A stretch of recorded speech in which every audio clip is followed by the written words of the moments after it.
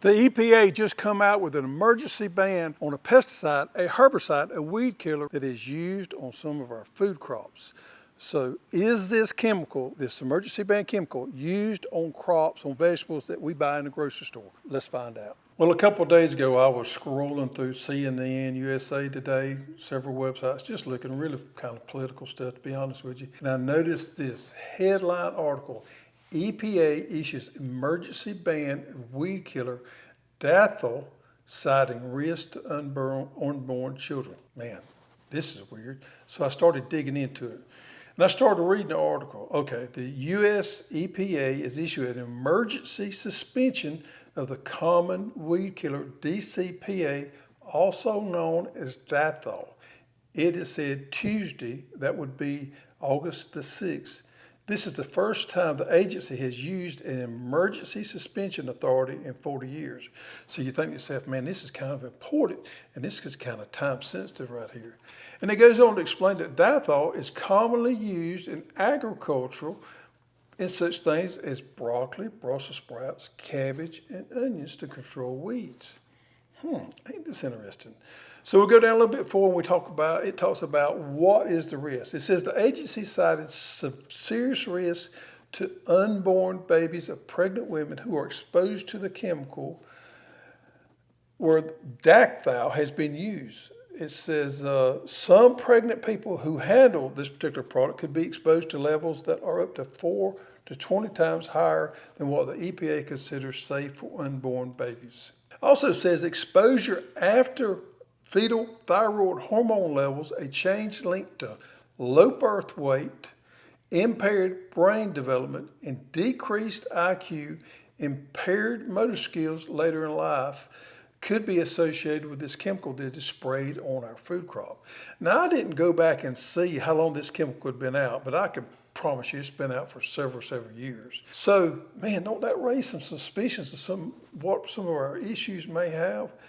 Anyway, it goes on to say that this chemical is so dangerous that it needs to be removed from the market immediately, according to the Assistant Administrator for the Agency of Office of Chemical Safety and Pollution Prevention. Now, several news agencies have picked up on this. I've seen it in the Wall Street Journal, like I mentioned, USA Today. And it's pretty much all the same article. They just took the press release from the EPA and put it out there. So from the average person looking at this, it says emergency ban of this chemical. What does that mean? Well, I asked a couple of people in the office this morning. I said, what does that mean to you? And they said, well, that means it shouldn't be used. I said, well, that's exactly right. That's what the common person thinks, that this chemical should not be used anymore on those particular food crops, because it has this health benefit. But folks, that's not actually the way the world works. All right, so I decided to do a little digging. So I pulled up the actual labels for Dacthal to see what all it was used on. And we can see here the recommendation is for broccoli, Brussels sprouts, cauliflower, cabbage, and any other brassica. Leafy vegetables in the group of brassicas. Also, any seeded melons such as cantaloupe, honeydew, or watermelons. Then we get down here into collards, kale, mustard green, turnip greens, pretty much all those. Horseradish, onions, it's used a good bit in onions as well, onion production. Radishes, sweet potatoes, tomatoes, tomatillos, eggplants, strawberries, and that's pretty much the end of what the recommendation of the chemical is to be used on particular crops. Now, if you don't know what we call a label law, we always go to the label because whatever is on that label is the law. So this right here is what everybody references when they start looking at these chemicals. And I just named off to you what the recommendation is for use of this particular chemical that they have done this emergency ban on because of a lot of health risks there. And I named off to you a wide variety of crops that could be used on. All right, so I figured I'm gonna go to the EPA site, pull up the press release for this, and let's get down to the nitty gritty. So I'm just gonna give you the highlights of this right here. Of course, you can pull it up. All you gotta do is put in the EPA emergency ban, and you can read it for yourself. But pretty much it says that this particular chemical here, as I mentioned before, is so dangerous, it needs to be removed from the market immediately. There's some keywords here you need to understand what there it says, from the market immediately.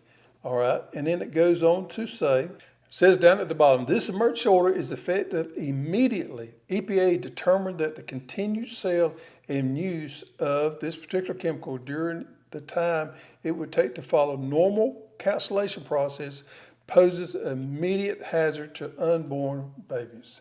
So in the perfect world, it wouldn't be used anymore, correct? Well, that's what most people think, but here's the reality. All this chemical that is out there will be used up because the EPA don't have the wherewithal to be able to get these chemicals out there. So think about all the chemicals that are in farmers' hands. Think about all that chemical that is in the farm supply place that sells these chemicals, and think about all of it's in distribution. All that has to be pushed through and used up. What this really means is EPA will cancel the registration on this particular chemical. Now that sounds all fancy. All that means is they're probably not going to allow any more to be made.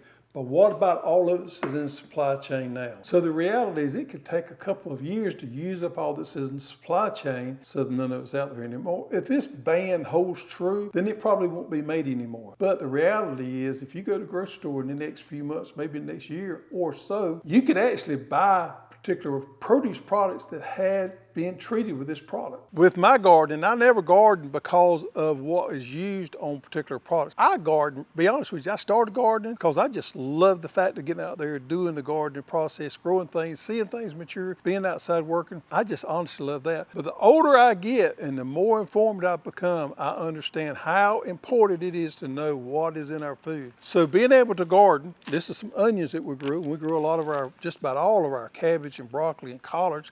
I can't tell you the last time I bought any of those. It is also a safety feature. We know exactly what is put on those products, those vegetables. We know what we're consuming.